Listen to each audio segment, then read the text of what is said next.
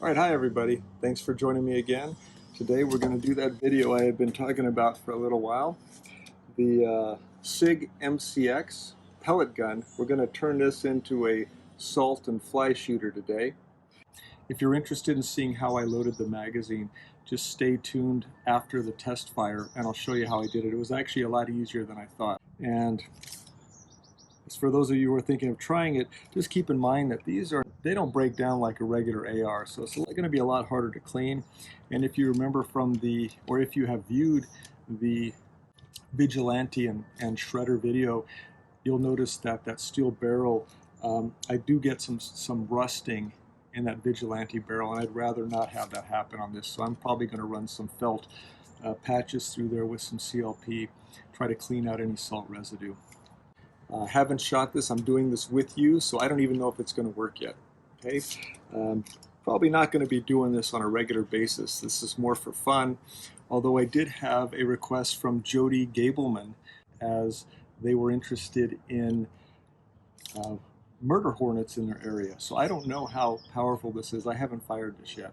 I'm going to have to zero this in first, as it's currently zeroed for about 25 feet with a pellet, and since the salt, I'm going to guess, is a much shorter range, we'll probably zero this in at maybe 5 feet. Okay, so I'm going to do that, and then we'll do some test firing.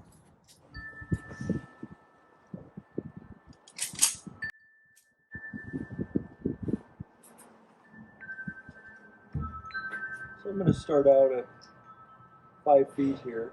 We're just going to try to zero this in.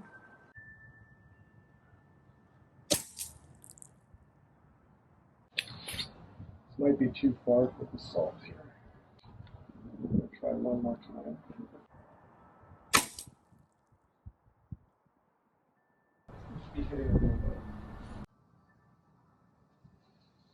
So I think the 5 feet might be a little long range. I don't generally do this with my shredder either. I am curious, so I'm going to go grab the shredder.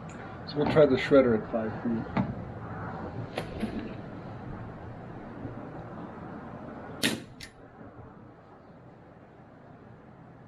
Okay, so it's not that much different. We'll try it at the closer ranges like we've been using for the other guns. At 3 feet. Still way low. Still low.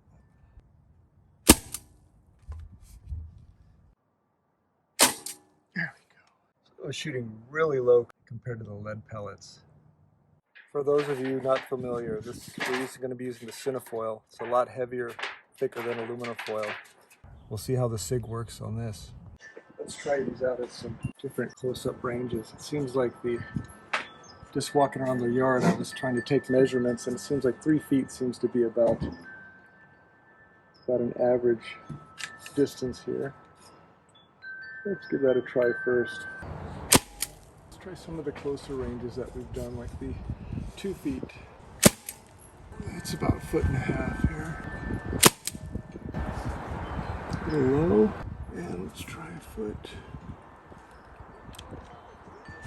Oh, that's interesting. When we get closer, it seems to be shooting really low. I'm just going to be shooting at this fly. I'm curious. About 1 foot. Yeah, it's hitting low, so the drop on this is at close range. Let's go get us some flies.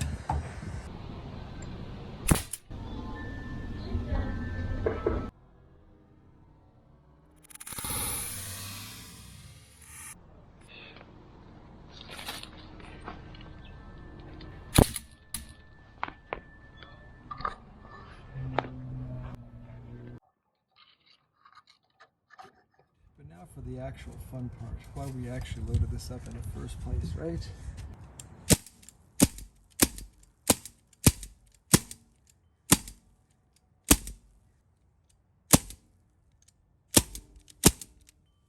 Well, looks like that was it. Right, that was really fun, but I don't think the results really warranted all the effort to load it, and I didn't think it was that much stronger than the shredder or the salt swat. Maybe at really close range it seemed to punch a pretty solid hole in the Cinefoil, but I don't think it did any more than the shredder and the salt swat. a little pricier than just using the shredder. These, like I said, $8 for the CO2. I did have higher expectations for this one. With the longer barrel, I thought we were going to get maybe more range, but I found the range, as you saw, we ended up shooting at the same range as that we would with the shredder or the salt swat. So other than just having some fun shooting an AR platform with salt, I would say just go with the shredder, go with the salt swat, or go with the Vigilante. The loading actually wasn't too bad. There is a bit of salt residue around here, so you probably want to make sure you get in and clean out the inner workings. I don't know if you can see it, but it doesn't look too bad. I do want to make sure I get that out. I think part of that is due to the loading method, which I want to give Inbash and Jason M. thank you for your input as far as the cornstarch and the salt slurry. I'll contact you to get you your Just Another Average Joe mug. So for those of you who are interested, I'll show you how to load it now. So this one will load a lot different than our shredder cartridges. Here we could just do that disc to cover up all the holes, but because this is more of a belt-fed system, can't really do that. I really don't want to plug each one of these with a piece of paper, so I'm just going to plug the ends with the pellet so that we can just set that on top. I think it'll keep the salt and everything from protruding out of the end too far. When I set it on a flat surface or paper towel, we get a little bulge on there, and I don't know how tight the tolerance is if they're going to leave salt all over the inside of the rifle. So we're going to give that a try. All right, so that was a little tedious, but I guess no more tedious than loading it up with pellets. Now we'll flip it over and take care of the salt. You can actually put it up to the rim, just because with the cornstarch, when you add the drop of water, it settles down a little bit. All right, so once you got them full, I just brush them off smooth.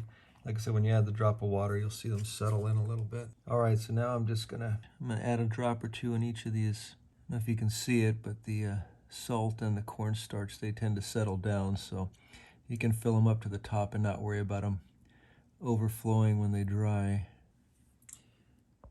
All right, so we've let it dry now. So we'll just take these pellets right out the bottom. You can see it here.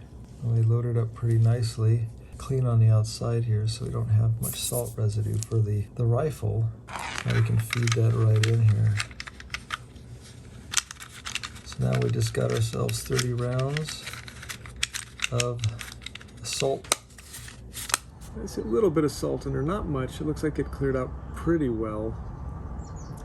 And the magazine stayed pretty clean. There's a little bit of salt residue, but it didn't really leave a lot in there. Let's take a look inside. There is a little bit of powder. I can't tell if that's the salt or the cornstarch. It's really fine, so maybe a little bit of both. Might give that a soak. All right, thank you all for watching. I really appreciate the comments. Questions. Lin Shu, you asked if the shredder could be used to kill a cockroach. And yes, it can. I have done it. It works really well. I didn't get it on video because usually when I see them, I just trying to kill them. So I hope that answered your questions. Thank you for watching. Please hit subscribe. I'll try and have some more videos out for you soon. And I appreciate your comments. Keep them coming. They're what give me ideas for future content.